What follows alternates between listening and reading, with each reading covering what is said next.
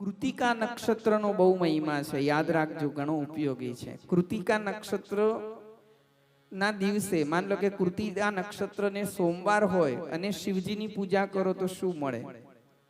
કારણ કે મહિનામાં કૃતિકા નક્ષત્રો આવે છે અને કૃતિકા નક્ષત્રમાં કોઈકનો કોઈક તો વાર હોય જ છે.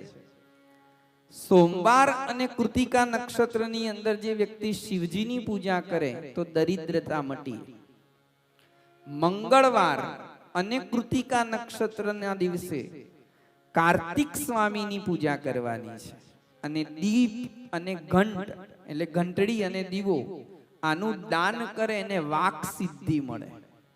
કોઈની જીભ તોતલાતી હોય, અટકતી હોય અથવા વાક સિદ્ધિ જોઈતી હોય તો એને મંગળવારે ભગવાન કાર્તિક સ્વામીની પૂજા કરવાની અને કૃતિકા નક્ષત્ર હોવું જોઈએ. મંગળવાર ને કૃતિકા નક્ષત્રના દિવસે કાર્તિક સ્વામીની પૂજા કરી દીપ અને ઘંટડીનું દાન કરવાનું.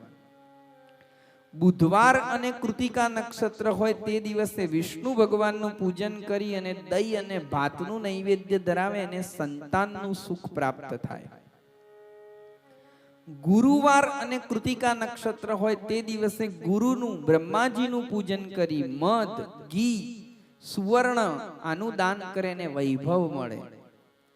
શુક્રવાર અને કૃતિકા નક્ષત્ર હોય તે દિવસે ગણપતિની પૂજા કરી ગંધ પુષ્પ અને અન્ન પ્રદાન કરીને ભોગ્ય પદાર્થ મળે છે.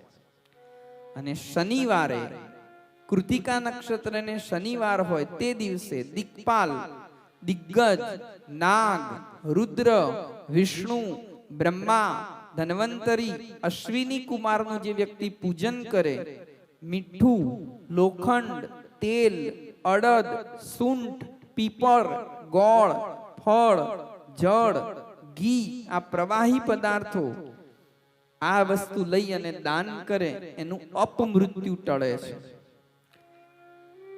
વંધ્યાને પણ પુત્રની પ્રાપ્તિ અપાવે છે.